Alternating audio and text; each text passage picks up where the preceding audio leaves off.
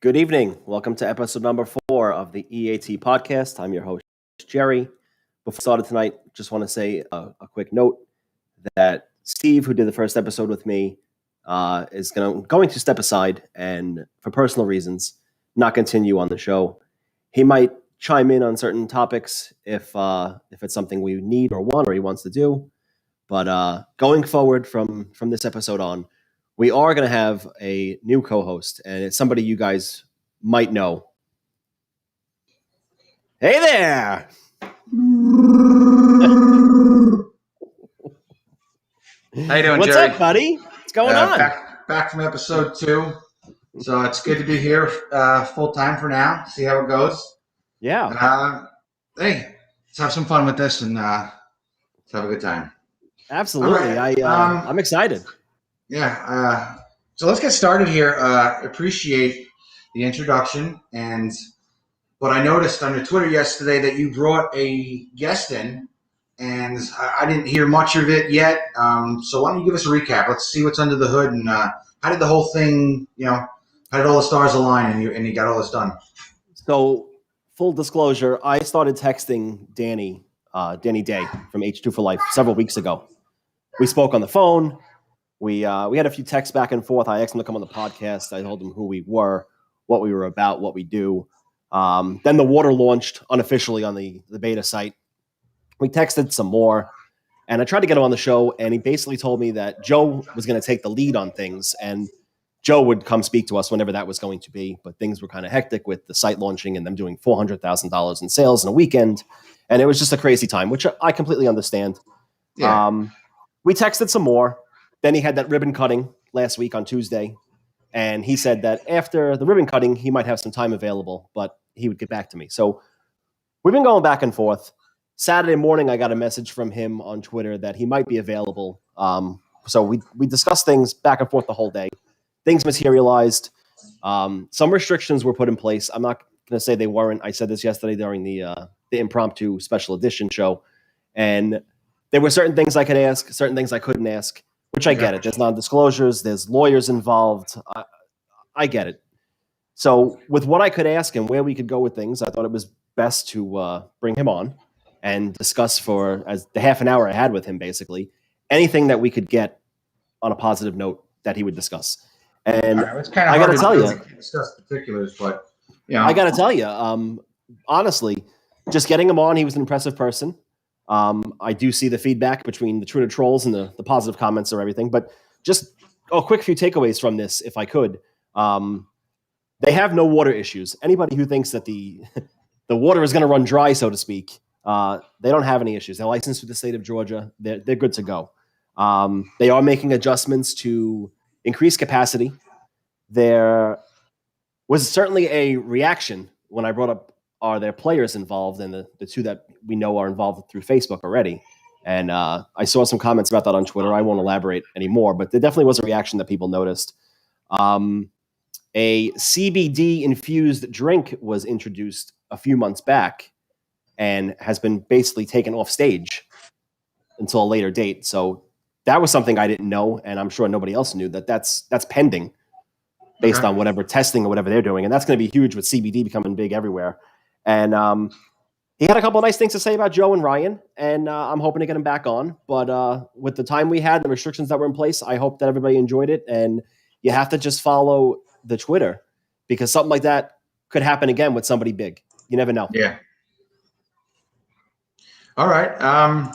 So that sounds all good, and hopefully moving forward, it's maybe have him on again if things pop off, and hopefully the connection with the LTNC pops off as well. But let's get right into it, and I want to start with some current events.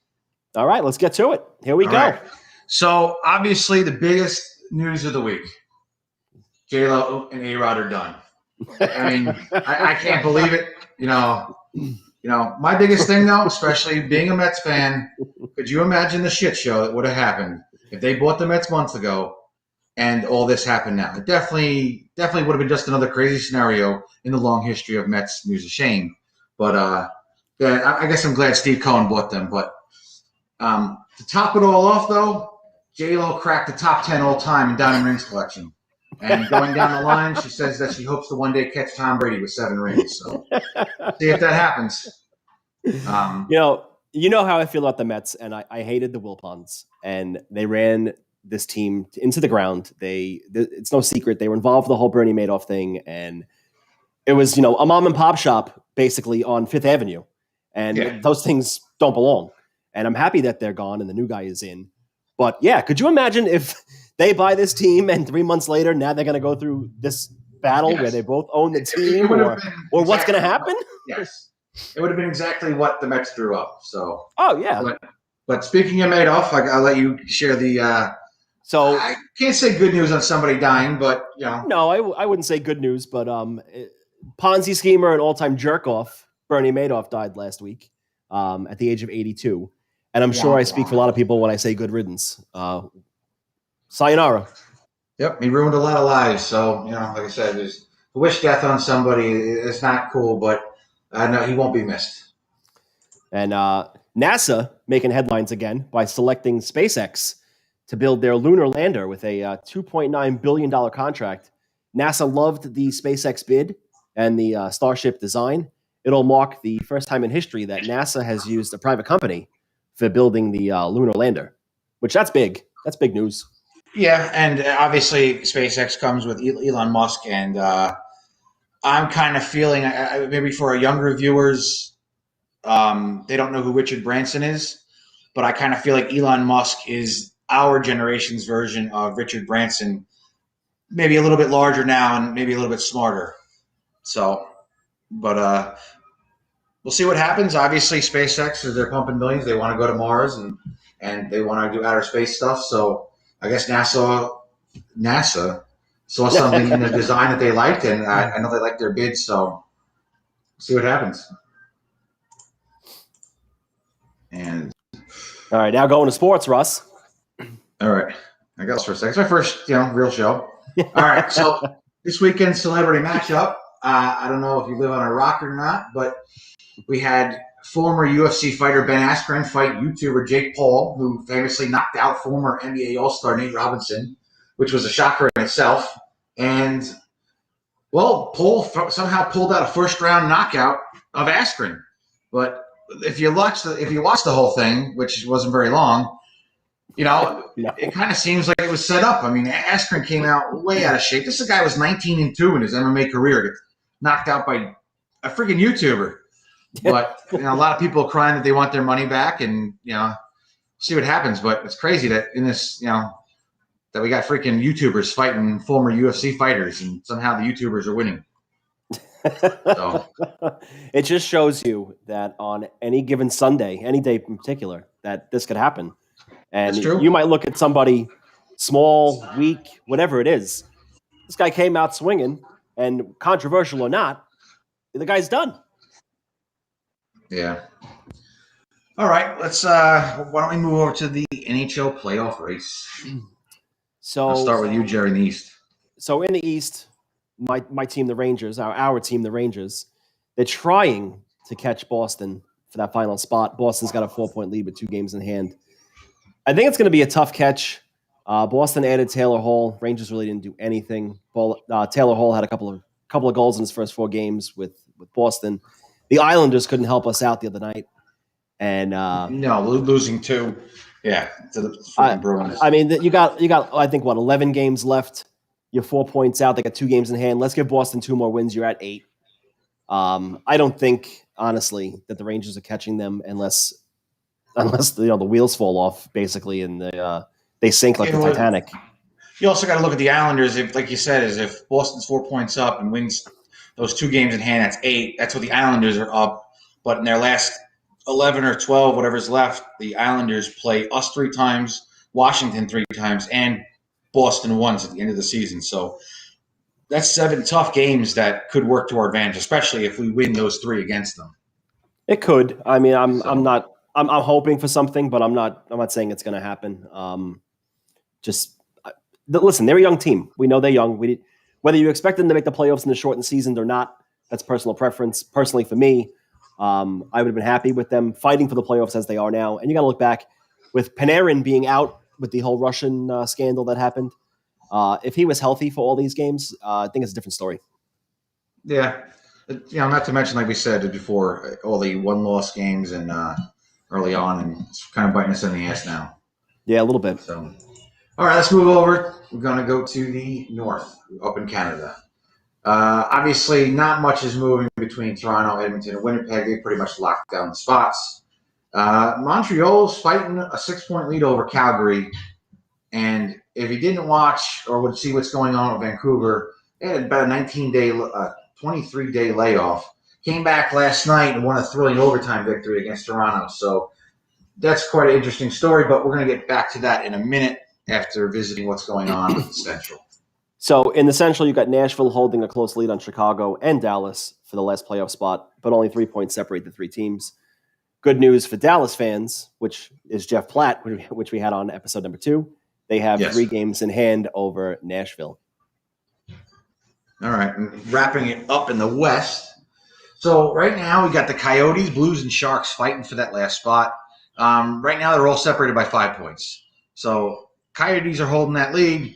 St. Louis has a game in hand on Arizona and San Jose. So everybody's fighting there, and you're going to have a dogfight to the end. But 5 points really isn't a lot. It's not much, not much at all. So we got some general news here going on. We got some special news, I should say, with the original 6 teams. Jerry, if you want to take that. So the Detroit Red Wings and New York Rangers both reached the 20,000 goal plateau, but it should be noted that the Rangers counted 79 shootout victory goals, where Detroit only counted OT and regulation goals in that 20,000. And my question to you is, what's up with that? I don't know. Not the same stat. So realistically, Detroit did reach their 20,000 goal milestone, whereas the Rangers were, I guess, technically 79 behind. I don't know why the league decided to both honor them the same, because if you're doing the same thing with the shootout goals, Detroit would have done it, a while ago. I'm not sure about that. If I'm the Rangers, I guess I would have wanted to wait until the shootout goal, a victory goal, is more of a team thing. Yeah. So it is what it is, but it's kind of odd that they did that, or they chose to change it up like that. But they honored both, which just seems off to me. Yeah. So what I was mentioning about the Vancouver COVID situation, the Canucks got shut down for 23 days, and they had, I think, 24 players and 1 coach all had COVID at one time, and it ran rampant through their system. But the controversy is that the NHL wants to propose 19 games in 32 days to make up the time. Yeah, they kind of extended the season in their end of season buffer that they had built in. Yes, and the problem is, though, these guys got to get not even back in game shape. They got to be fully healthy. And it was a lot of criticism from Canucks center JT Miller, who felt if they're not in game shape, not recovered, and then you pump them out so many games in these close days. I mean, listen, players, they got to stay well oiled, and what happens is a lot of them could end up getting injured. It could be dangerous to the players. It sounds kind of silly to the outside person, but for sports players, it played a lot of games in short days, and you're tired, and it leads to injuries. So he has a valid concern there.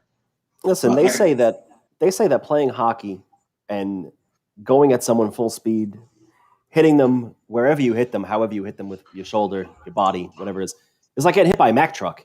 I mean, these guys are going to go put themselves through that in every other day, basically, or back-to-backs and then a day off and then back-to-backs again.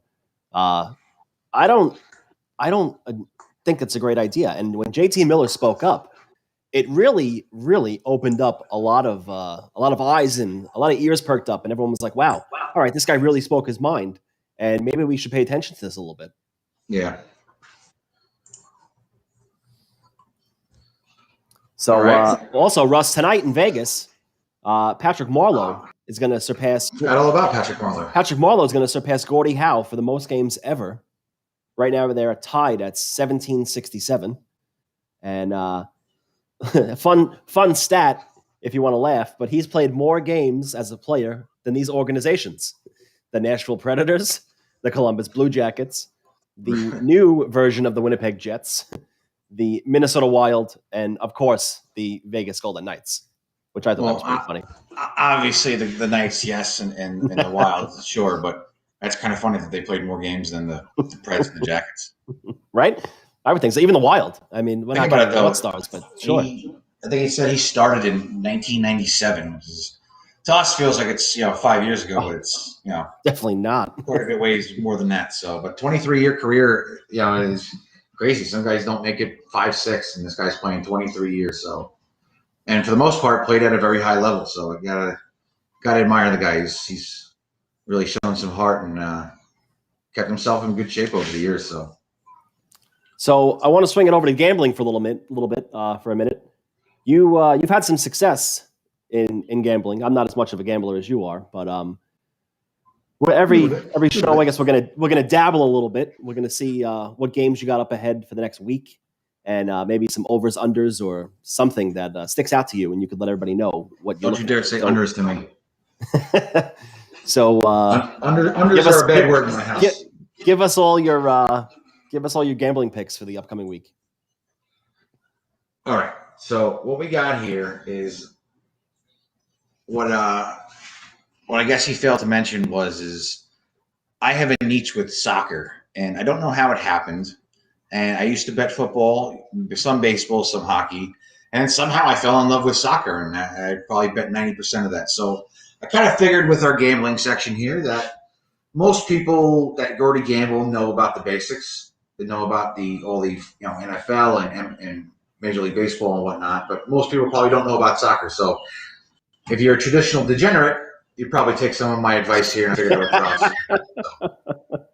Listen, I once had a buddy that was betting on girls lacrosse at like 3 PM on Monday, right? I know people who bet on anything. High school lacrosse. I didn't know they had lines for that. Yeah. So what we're gonna go here first, we're gonna start in England. Chelsea at West Ham. That'll be on Wednesday. That'll be on screwed that one up.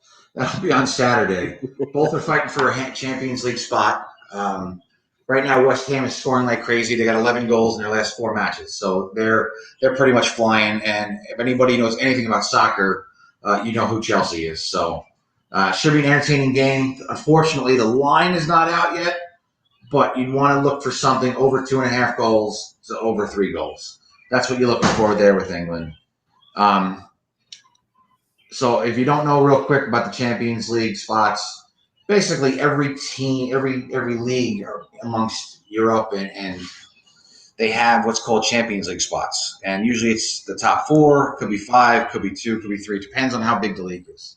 And if you fill that spot, depending on your record, you get entered into the Champions League tournament, which is, aside from the Olympics or World Cup, Champions League is basically the biggest team competition. So moving forward to Germany, we have Union Berlin at Dortmund. That'll be on Wednesday. So right now, Dortmund's trying to catch the last Champions League spot, and Union Berlin is trying to catch the last Europa spot. Europa is basically the same thing as Champions League, but for like the B teams. So, okay. So if you don't make Champions League, you have Europa League, and it's just as popular somewhat, but it gives a team a shot that played well, but just couldn't crack the top of the table. Both are coming off nice victories. Berlin with a 2-1 win, Dortmund with a 4-1 win. And right now the game is running over 3 goals at even odds. So that runs pretty good. Okay. We're moving over to the country that Germany invaded. We're going to France. So we got Lille at Lyon. So right now, Lille is the surprise and leads League One among the top of the standings. And right now, everybody is up their ass trying to catch them, including the famed Paris Saint-Germain. So Lyon's only a few points behind them, and they're coming off 3 straight victories. Lille themselves had 2 straight till last week's 1-1 draw, but expect a big match with the fate of the French title, having a big influence here. Right now, that's running over 2.5 goals at plus 102 odds. So, and as I'll state again, I'm an overs guy. I love overs. I like rooting for people to score and rooting for a good game. And I'll piss some people off right now. But if I'm going to pick a favorite team aside from that, I'm a Liverpool guy. So hope some of you people don't hate me on that one. But we're going to go to Italy here. Two big matchups on Thursday. Atalanta at AS Roma and Lazio at Napoli. So Lazio's coming off 4 straight wins, including a 5-goal performance in their last game. They're trying to catch Napoli that's holding on to the last Europa spot. But both of them are technically trying to catch Juventus, who holds the last Champions League spot. Like I said, Lazio's on fire right now. Napoli is always good for a goal or two. So right now they're going over 2 3/4 goals at -114. So for anyone that's confused as why I just said 2 3/4, I was really confused myself until someone explained it to me. So what you have is over 2.5 goals. Obviously, you got to score 3. Over 3 goals, you score 3, you push. Over 3, you win. Over 2 3/4 goals, what it means is if a team scores 3, you win your bet back and half of what the winnings would have been. If you score 4, obviously you win totally. So that's what that means. It's the same as also 2 1/4. When you have a 2 1/4 bet, if you score 2 goals, you get half of your bet back. If you understand what I'm saying. Got you. Now you come into the Roma game with Atalanta. Roma's trying to catch Napoli and Lazio. They're on the outside looking in for even just a Europa spot. Atlanta themselves is trying to retain. They're in the middle of the Champions League spots, so right now they're trying to retain that spot. Both can score goals at will, so especially Atalanta. They're really good this year. Same thing, going over 3 goals, -110 odds. And finally shipping to Spain, obviously everybody knows Real Madrid and Barcelona. So Real Madrid plays Betis, and that'll be on Saturday. So right now Barca's fighting for the title. Oh, I screwed that up again. All right, Barca's playing Villarreal. Sorry. So Barca's fighting for the title. Villarreal holds the Europa group stage spot over Betis. So on the flip side of that, Real Madrid also fighting for the Spanish title is playing Betis, who is trying to catch Villarreal for the last Europa League group stage. Right now they hold the qualifying stage. So I can get into that a whole nother time, but they don't have odds out for this week for those, but at the same thing, looking at over 2.5 goals to over 3 goals for both matchups.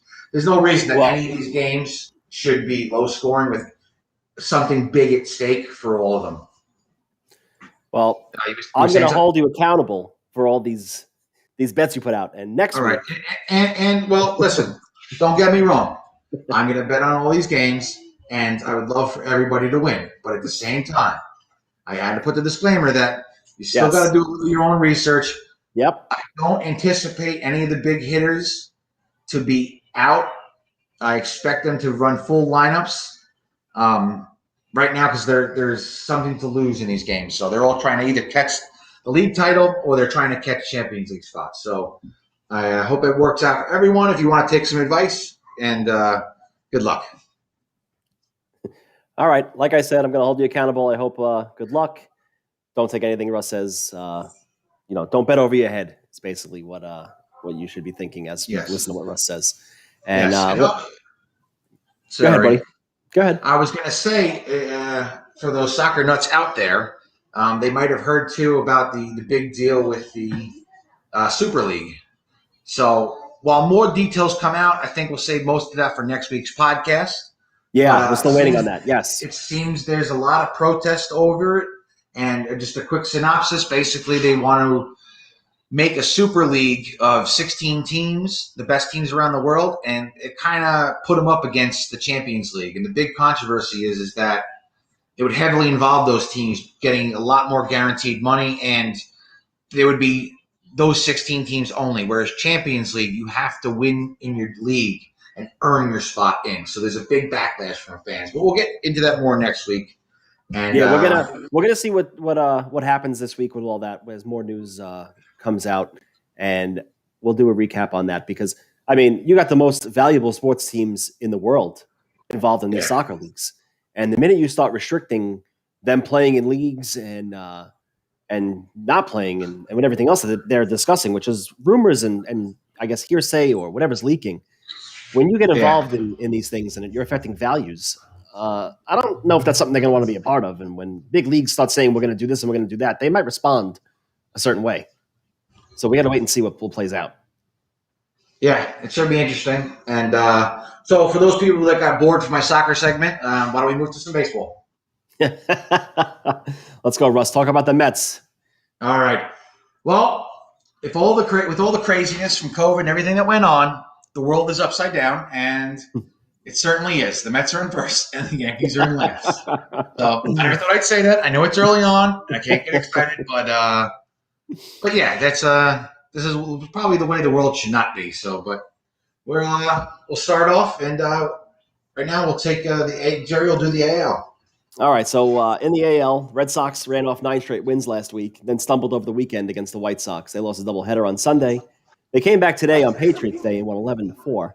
Now they lead the division with an 11-6 record. In the Central, you got nothing really earth-shattering going on. You got Kansas City with a 9-5 record. Everybody else behind them is roughly close to 500 or just under.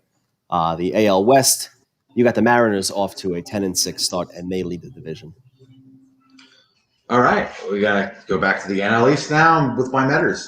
So right now, we took an early lead with a 7-4 record, and that was not without a couple of wasted DeGrom gems, which is becoming ridiculous already. If you didn't know it already, if you're not a Mets fan, probably better off and much happier in general. Right now, the Mets have, ever since DeGrom started his season winning the Cy Youngs, the Mets have a losing record with him pitching. It's unbelievable. Just wasting the guy. It's out of control. Guy wins 2 Cy Youngs and comes in second on the third, and somehow you have a losing record with him in there. So yeah, I don't know. Really? Go to the NL Central. The Reds on a 9-6 division record, followed closely by the Brewers 8-7. But let's be honest here, it's the NL Central. It's the Midwest. Doesn't even really give a crap. No. Hey, the NL Central matters too. Listen, maybe my buddy with the Cardinals, but that's about it. But let's not bring up the Cardinals and the Mets. We all know what happened. Fucking Beltran looking at third strike. But the NL West, is there any surprise to the Dodgers? Just rolling 13-3, just absolutely mowing people down. But not to be outdone, San Diego at 10-7 record of their own, and San Francisco revamped, and right now we're to the 9-6 record. So it seems to be a good little division there in the NL West. Well, the surprise there is San Diego. I mean, they went out and made the moves they made in the offseason, and you knew they were going to be competitive. But did we really know or think they were going to be competitive with the Dodgers? And they're only a few games back.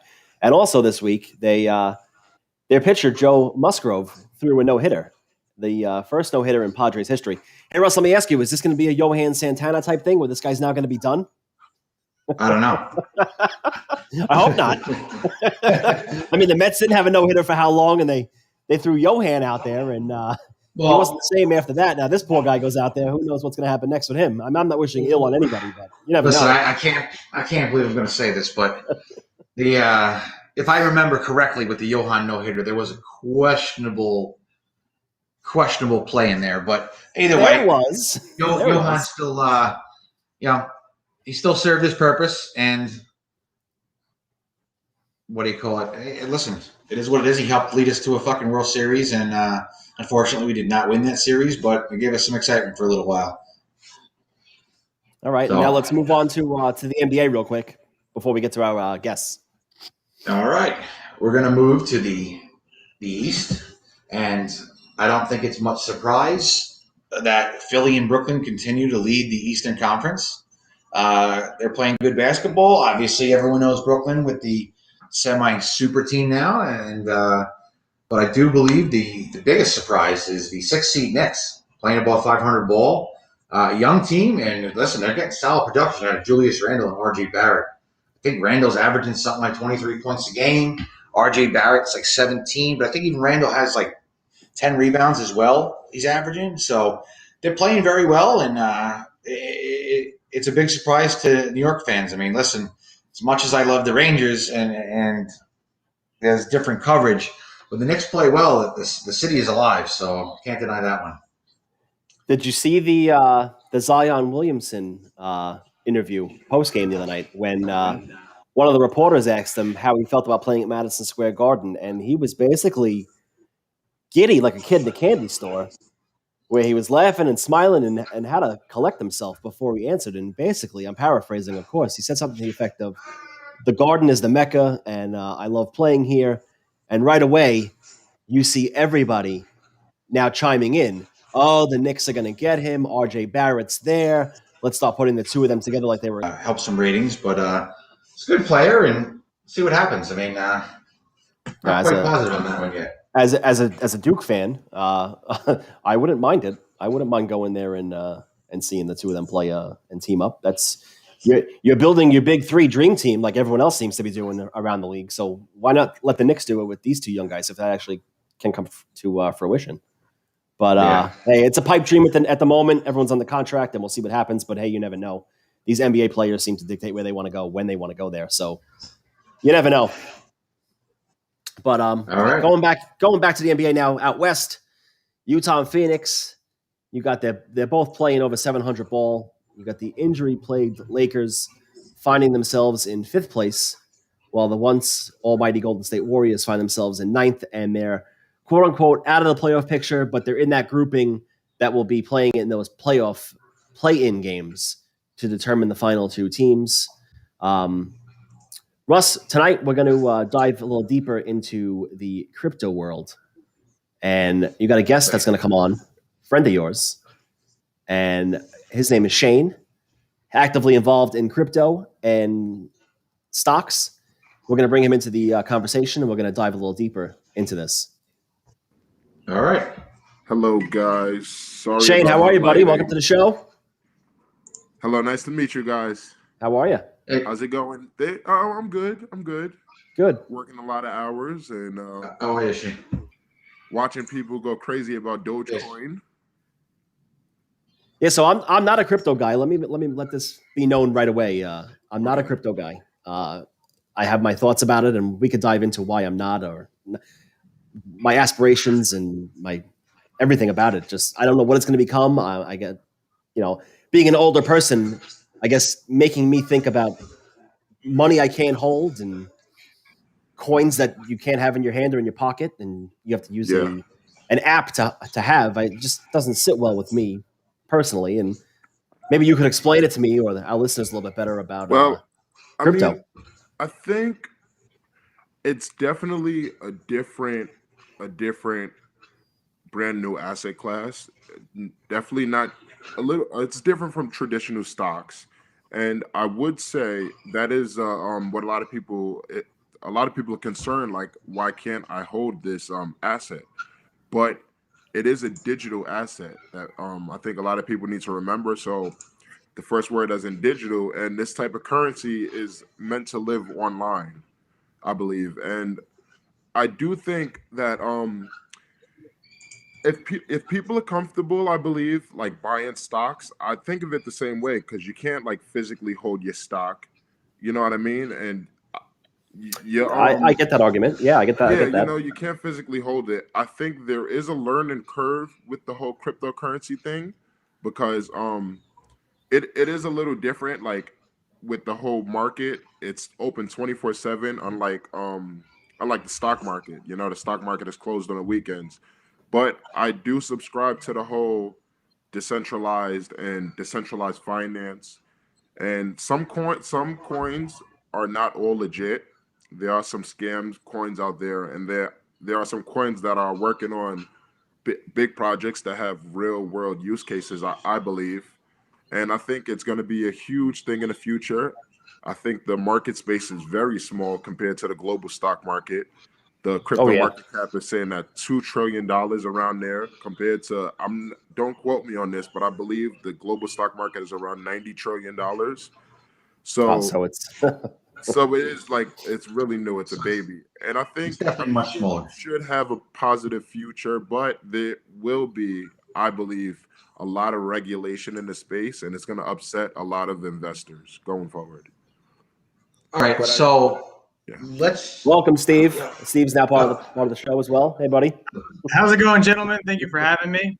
Nice to meet you, Steve. Welcome. So me and Jerry are kind of newbies in the crypto world. Although Steve, you kind of got me started, and I do remember wanting to buy several Bitcoin at $700, and someone Here we convinced me go. to buy. Here we go. Yeah, Well, someone convinced me to buy Robinhood and put a couple $1,000s into DCTH, which I don't think exists to this day.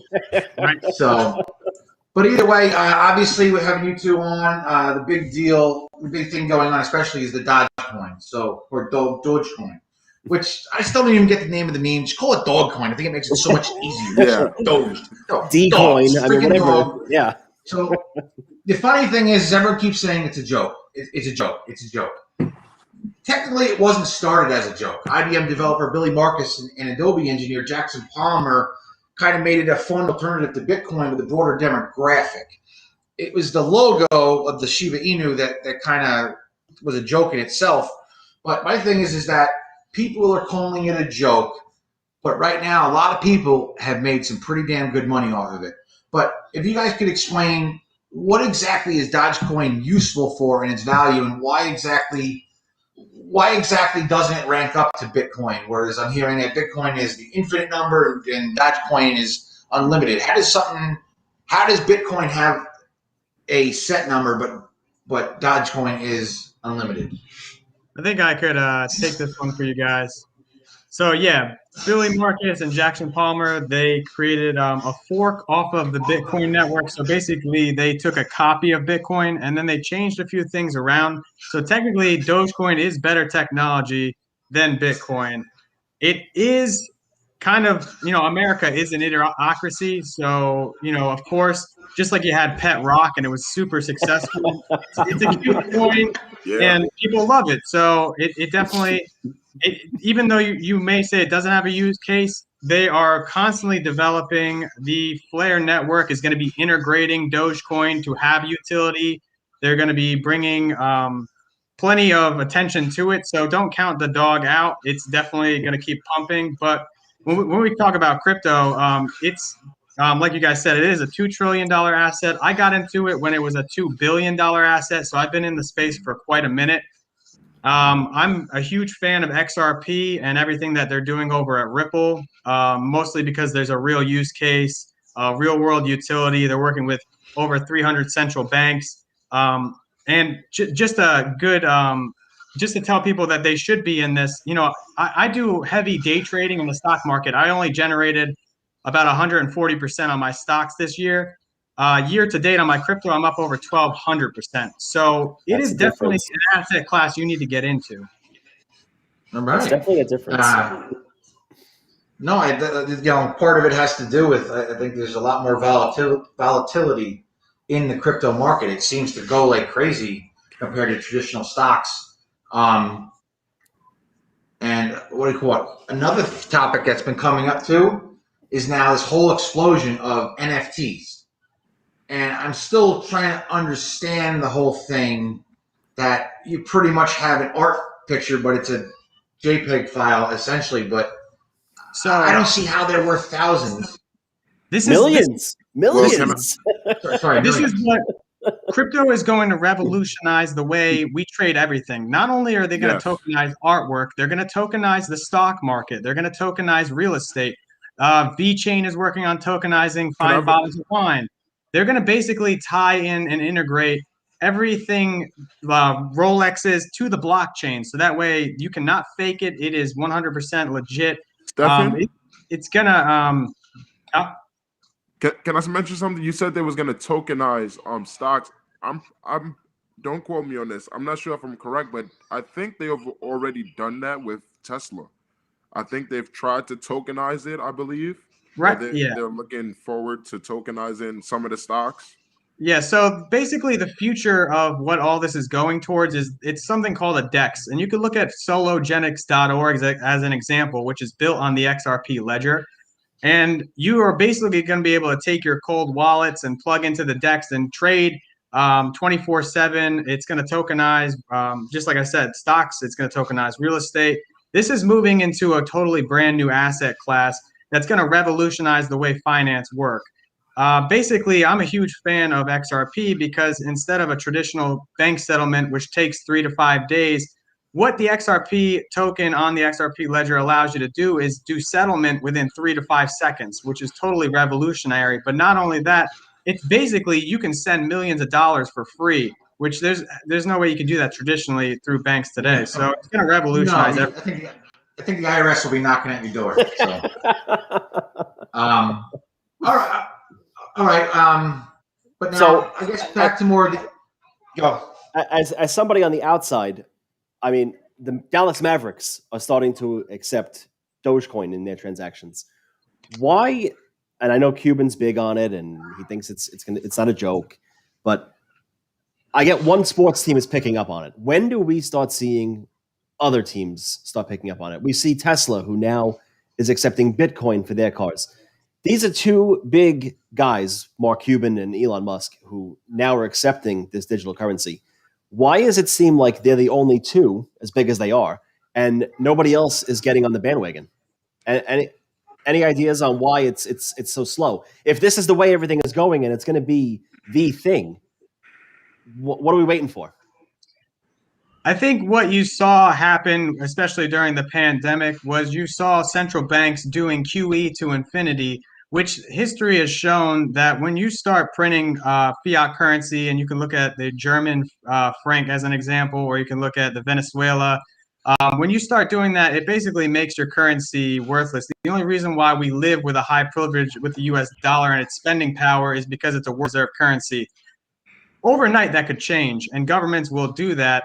But really, the real now you have Bitcoin and Doge as kind of somewhat of a distraction because that's not going to be the future of finance.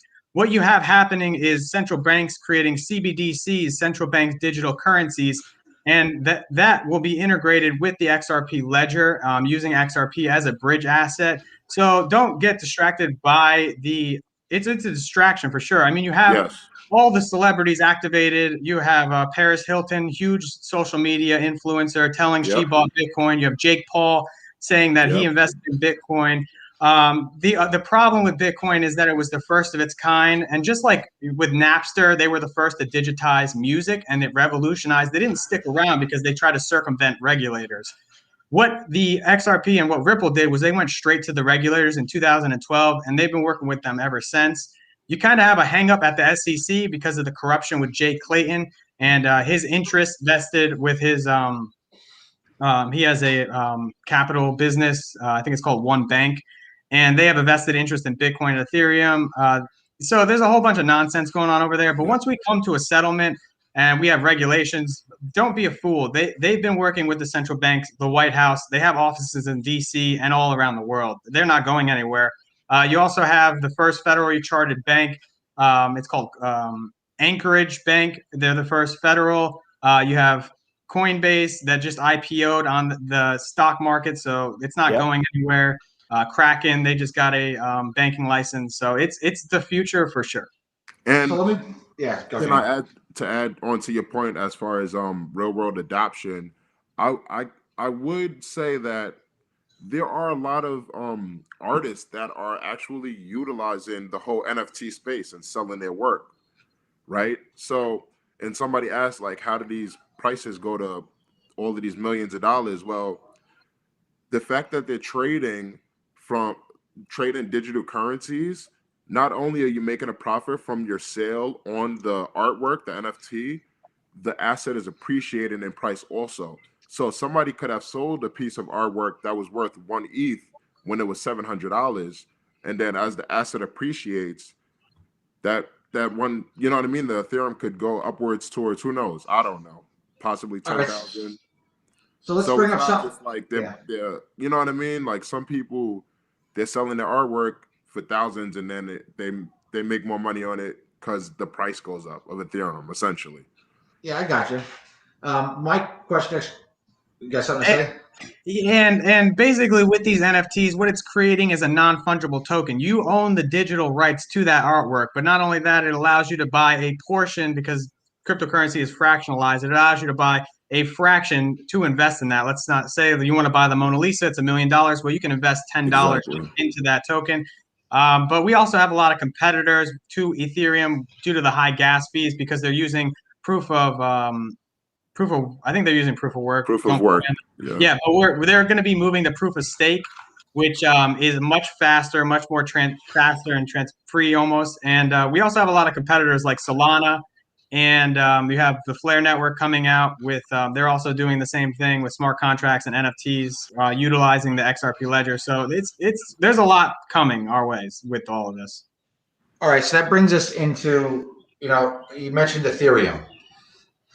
I see that Ethereum uses an enormous amount of energy via computers to be mined, which is still kind of blows my mind of how that actually all goes about. But so my question almost is, what requires it to use all that energy? If you can answer that, but also, when do all the woke people come out of the closet to say, "Hey, this is bad for the environment"? But meanwhile, everybody's making money off of it. So what I'm trying to say is, right now everybody's quiet. But if it's that bad for the environment, like they say, why are all the green people just sitting by the sidelines? Right. And now this is where I'm a huge fan of XRP because they are basically working towards being zero carbon net by 2030. The XRP ledger uses practically no energy. When you have Bitcoin using more energy than most countries, there's nothing stopping governments from coming in and taxing Bitcoin by 90% due to its harsh, and mostly China mines about 50% of the Bitcoin network. So they're using dirty coal energy to do all of that. And that's where you're getting all of these. And that's why proof of work doesn't work. Everybody knows it in the crypto community. And that's why everybody's moving to proof of stake, which is what XRP is used for. All right. Now,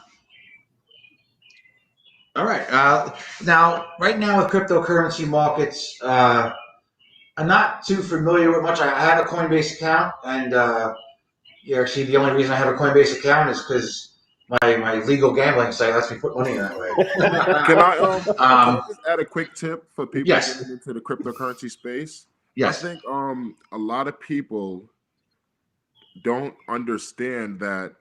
This is going to sound crazy, but when you purchase cryptocurrency, kind of what Stefan was talking into, like these people, I don't know who these people are, the higher ups, they try to distract you, right? And try to mislead people in the wrong way. And, so, for example, not only with Dogecoin and Bitcoin, when people purchase their cryptocurrencies on Robinhood, they actually do not own their cryptocurrency. What do you mean? Well, you own a derivative. Exactly. It shows you now you may buy a Bitcoin on Robinhood and it will reflect the price of it going up. So it will say you made 500 and then you can sell it, but you don't actually own the coin. For example, when I buy a coin on Coinbase or Binance or any other crypto exchange, I'm able to send the coin to my personal wallet, or I can send it to Stefan or send it to you. Okay, so that's why in Coinbase I have that US dollar wallet, whereas in Robinhood I do not. You do not. So how people can get screwed in the future? Let's say they do adopt it as a currency or a real world use case like Dogecoin for purchases with what's his name? Mark Cuban. Dallas Mavericks. Essentially, you wouldn't be able to make a purchase with your Doge on Robinhood because you can't. You have to sell it, take the fiat currency, and then use fiat currency. I don't know if that makes any sense, Stefan, if you could kind of pick up on that. 100%. I mean, what you have happening, what he's saying is on Robinhood, a lot of these platforms don't allow you to send your cryptocurrency off of the platform. Just like you have PayPal, you are allowed to transact with Bitcoin, Litecoin, Ethereum, all these different cryptocurrencies, but they do not allow you to take off your crypto on that platform. Unlike Coinbase, and this is why I believe that it is smart to buy some Coinbase stock, because I believe that Coinbase will eventually be the Google of the crypto space. I believe that they're going to dominate because they do allow you to buy, exchange, and sell your crypto to wherever you want. Crypto is a currency. And just like you said, you can send it to whoever you want. You can send it to my wallet. I'll just give you my address, or you can send it to Shane's wallet. And it is a currency. It's actually probably one of the best currencies. And it is very, very nascent. Like we're only in a $2 trillion market cap. And if you're talking about settling along the lines of what SWIFT settles and the Bank of International Settlement, the BIS, they settle something around $1.2 quadrillion a day. So if they were to switch over to the XRP ledger, which I do think is happening just behind closed doors, right now they use SWIFT's technology, which is technology from the 1970s, and it fails 6% of the time. The XRP ledger has had over 60 million ledgers closed without zero errors. So, you're just talking about phenomenal technology that is never mentioned, and there's a reason for that. They don't bring it up on mainstream media. They don't want people getting extremely wealthy off of this asset class. So All right, you brought up Robinhood, and I'm a guy personally. I've been involved in the stock market for just about a year now. My personal story: I got involved with $1,000. I've been successful. I don't need to get into specifics, but I mean I'm involved. I own Apple stock. I've expanded. I own a whole bunch of stuff now. But my stock brokerage accounts are E-Trade and Charles Schwab, and I'm not saying that one is better than the other, but you brought up Robinhood, and I saw as an outsider or someone who's a novice with Robinhood on the outside looking in, you have all these controversies with them, potential lawsuits. I mean, you had the GameStop Wall Street Bets thing going on where they limited the selling, or they didn't limit the selling, they limited the buying, and that whole fiasco that went on. I mean, it just leaves a bad taste in your mouth. You saw Vlad have a one-on-one sit down with Portnoy that night to make things better, or however you want to word it, where Portnoy called him out basically as a liar for all these days on Twitter. Why would the regular guy like me want to use Robinhood for anything? So I'm going to jump in really quick on that. To partially answer your question, with the whole Robinhood thing and it crashing and buying or selling, that was me last Thursday night. Yeah, exactly. Around 9:30, it crashed. I held my Dogecoins, and I wanted to get the hell out because it was going crazy, going through the roof. And then I had to watch it swing about 10 cents. And listen, I got up 4 a.m. for work. So at 9:30, I'm exhausted. I was up till 11 o'clock and couldn't sell coin, and pretty pissed off. On the other note to that is why people use it, the average person, is because it's sort of like me. The usability, the interface is great. It's not overly complicated, whereas I have my E-Trade account, and I feel like I got to be a godful analyst to know what the hell's going on. I think that's part of it. It's very, you can't do the call options and all this extra stuff, which I get it. It's probably once you know what you're doing, it's good to have all that stuff. But I think as far as the durability, Robinhood is a little easier to use. I think we lost Steve here. No, we got Steve back. Yeah, I had technical difficulties on this end. All right, so that was just my take on it and my little experience. Yeah, you're trading derivatives when you're on Robinhood. Also, Robinhood hasn't IPO'd, so it's not a public traded company yet. I think they're having a lot of controversy. I think they went down to 1 stars. Google tried to help them. Yes. But you're better off using a TD Ameritrade where the money is insured, it's backed. You're actually going to, not have these issues. So, yeah. All right. And, yeah. Go ahead. While we're sticking on on the Dogecoin, and again, why you don't really want to be buying it on Robinhood, they don't allow you to take it off because you'll eventually be able to take your Dogecoin, put it on the Flare network, and actually earn rewards using the Spark token. So there's going to be a lot of basically the Flare network is going to end up bringing a lot of utility, and you'll be able to generate massive rewards in the whole network. So it's going to be that's a use case right there. All right. Well, on the Doge, I fucking hate this thing. Dog. I'm just calling it dog. That's it. So on the dog coin, I still own some of it. I'm up $1,000 on it in the last week or so. With tomorrow being the famous 420, and that's all I've heard about is 420 is Dog Day, and Elon Musk's favorite holiday. Right now, it's trading at about 41 cents, so I'm pretty happy. But do you think some craziness is going to happen between tonight or tomorrow, or it's just a false prophecy? I mean, 100%. You got Doge up over 500% in 7 days. It is telling us we are in a cryptocurrency bull run.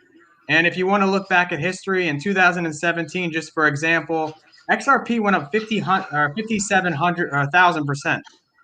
So we're in a bull run. You need to be in these coins. You're gonna end up making money. The bull run's not over yet. It's just beginning, in my opinion. So, okay. One quick question. A real good question from the Peanut Gallery here. Kenny Q asks, "You can't buy altcoins on Coinbase like XRP, which even on Robinhood you can't buy XRP after the SEC lawsuit. But where can, being that you're talking it up so much, where can you right now buy XRP?" Two exchanges, and this exchange I really like. It's called Uphold. They allow you to not only buy all cryptocurrencies, but they allow you to buy stocks and paper, silver, wow. I didn't know that. palladium. Uphold is a great platform. You also can buy it on BitTrue. You can stake your XRP with the Power Piggy. So there's definitely a few exchanges that are still they haven't given in to the SEC, and there's definitely exchanges you can get it on. I'm sorry, I love that name. Did you just say Power Piggy? I'm sorry. Listen, I hear something like that, I turn back into a 5-year-old immature kid, right? But you laugh, but you can get up to 10% on staking your crypto with that. So. And all right. Now one more Shane. thing to add with the whole thing with purchasing on other exchanges like BitTrue, going into this new cryptocurrency world, there will be some exchanges that don't take cash purchases, as in you can use fiat currency, as in the US dollar, to buy a cryptocurrency. Like on an exchange like BitTrue, to buy XRP, you would have to convert a Bitcoin or Ethereum or USDT to purchase the XRP. So that just goes along with the whole learning curve that comes with cryptocurrency. And I think once people get used to it, I think it'll grow on us like normal. I think it's growing on everybody. Yeah, slowly. I know one of my original things about it is especially trading it, and I might ruffle some feathers here because I know the word, what I'm going to say in a minute gets people riled up. But to me, originally, before Ethereum, again, another one, however you pronounce it, so you have Ethereum there. I lost my train of thought. Oh yeah, so before Ethereum and buying NFTs with it, yes, before Ethereum buying NFTs with it, my attitude is it wasn't being used as a currency for its true purpose, and it was being traded like a stock. And I know a lot of people that are in the cryptocurrency world hate that word, that it's treated like a stock, but that's the reality. Is before NFTs and before Mark Cuban accepting it, majority of cryptocurrency in the mainstream wasn't being used as currency. It was being used like a stock. So at least with the NFT stuff, you have a bigger introduction of it being used as cryptocurrency. But that was one of my main concerns, because that's what I think made it so volatile in this market, that how fast it goes up and down. So 100%, we're still in a speculation bull run. Besides, a few cryptocurrencies actually being tested, but that's what they have done. They basically tested. Now, don't be fooled.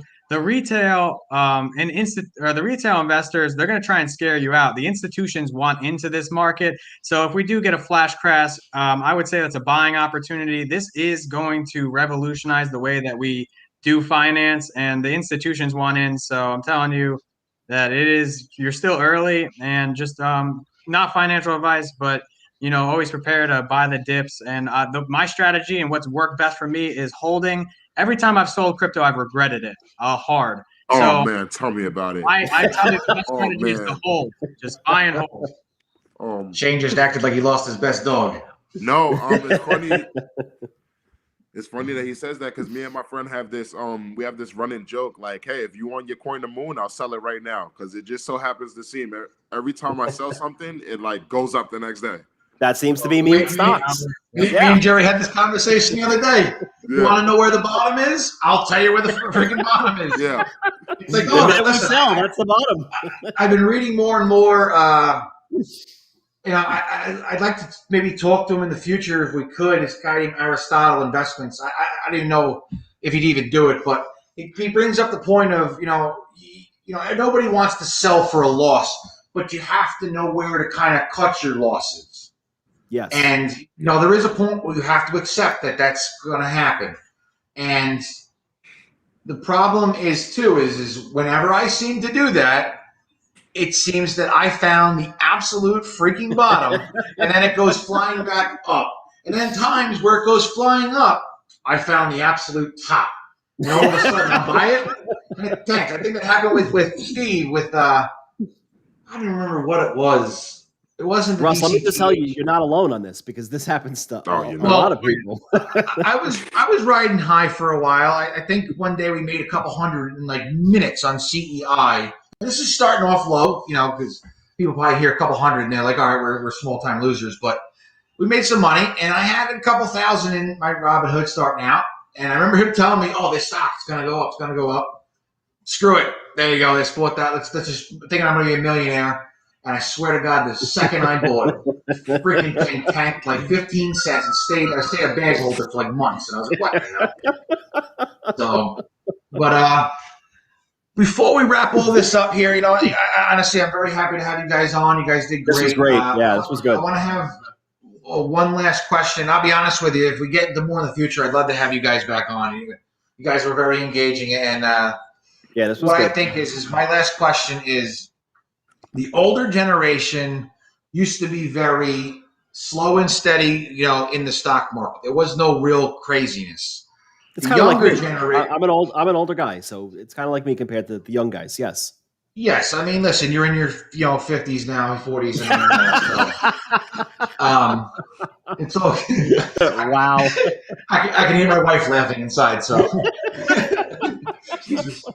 So either way, the older generation was slow and steady, and now the younger generation has immediate promotion fast and hard and creating volatile swings, not just in the regular stock market, and you see it big time with the GameStop stuff and the AMC movies, and just in general, you're seeing massive swings with companies that you never really saw in the past.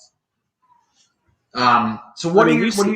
I mean, obviously, both of you were young, and we're both remotely young, minus Jerry. So, what do you call it? So, I think it's funny because I think with this new asset class, the traditional long term would probably work out best it works best for me, like a traditional style investing in a new asset class, like kind of like diversifying. So basically, you're giving the understanding that crypto may be volatile, but in the end, you're just going to invest your money. It's going to go up, so you're not worried about it jumping 30, 40 cents and then rocketing down 30. You're in it for the long run. There's this saying that when I was looking into this, they kept beating it in my head that how's the saying go? It's better. You can't. All right, I forgot how it goes. Something about time in the market and time in the market. I'm sorry, I lost it. We'll have to look that one up. It's all good. Listen, don't feel bad about fumbling. I fucked up half of the first 30 minutes. Hey, I just fucked up right now, so it's all good. But still learning. Oh, I felt. You're in it for the long run. You're not worried about buying the highs, selling the lows, and I love going on stock twits, and they're like, buy the dip. Well, sometimes the dip is a crash. At the same time, listen, they're right, but it's. Listen, when I got into this, XRP was 30 cents, and I bought the dip 100 times, but I kept buying that dip, and when it turned around, I'll tell you what, my portfolio never looked better. And to be honest, I think we got a lot more room to grow. I think we're going to keep growing. You're never wrong to pull profits on the top, but don't ever sell all of it because you never know where this could go. Well, the XRP you got me into, and once I sold it with the SEC thing because I was scared. A lot of people did. Well, I was scared, and then I couldn't rebuy it. And at the time, I had about 25,000 XRP. So right now, it would be close to $40,000 right now. So a lot of people. You're not the only one. I think I remember even texting you because I was scared it was going to drop. So it. The closer you are to the technology and the closer you are to understanding the corruption at the SEC, they say Yes. that they protect the small tail retail investors, but I don't see them doing that at all. I see them hurting us. I see them blatantly just trying to get theirs. But the judge is not on the side of the SEC. They're directly looking at the SEC, going, "What are you doing?" So they're kind of like in a dark room with their shoelaces tied, and they're just tripping over themselves. So it's looking better for Ripple every single day. All right, we're going to wrap this up in a second. There's one more question here that Kenny Q again. Uphold doesn't have a bit license in New York. I didn't know you had to have a bit license. News to me. So New York's the worst, but what can you do? So could you quickly recommend anything else other than Uphold that somebody could buy XRP from? You can check out BitTrue. I know Yeah. maybe Binance US. Bitstamp is one of the original cryptocurrency platforms. But besides that, I don't think there's many others. And let me just say, once the settlement happens and they relist it, it will already be worth $5-10 a coin. So Well, you Correct. can buy XRP off of BitTrue. Yeah. Because All right, so that goes into what we were saying earlier. You would have to own your currency, right? Because you would have to send your Bitcoin to BitTrue and then convert it to XRP. Because BitTrue doesn't take like cash purchases for cryptocurrency. Oh, okay. So Kenny Q, whoever you are, I hope that answers your question. And Jerry, we ready to wrap this up? Yeah, I think we're good. This was All right. this was a great discussion. I'm still as lost as I was before, but I know a little bit more than before this started. a good guy you can follow is the digital asset. Thank you so investor. much, guys. What's that, Steve? A good guy to follow on YouTube is the digital asset investor. You can follow him. I watch him religiously. Yeah, me Stefan, too. I swear, every day. He'll sit there. He'll tell the truth about it, and he'll make you think. All right. I want to thank you so much for coming on. And before you go, we're going to end our segment with the quotes of the week. So why don't you hang around for that? So Go ahead, Russ. Let it we rip. got two of them. We got two of them this week. And first one is keep your head held high and your middle finger held higher. And my personal favorite, my head says Jim, my heart says tacos. Yeah. So I want to thank you guys for coming on. Thank you for I having thought it me. went pretty well. Thank you. Thank And you. I thought my first full-time gig went pretty decent. Got to work on a couple things, and I hope everybody enjoyed. And thank you so much for coming on. This will be the end of episode number 4. Thanks a lot, guys, and we'll be back next week. Talk to you guys soon. Thanks a lot again.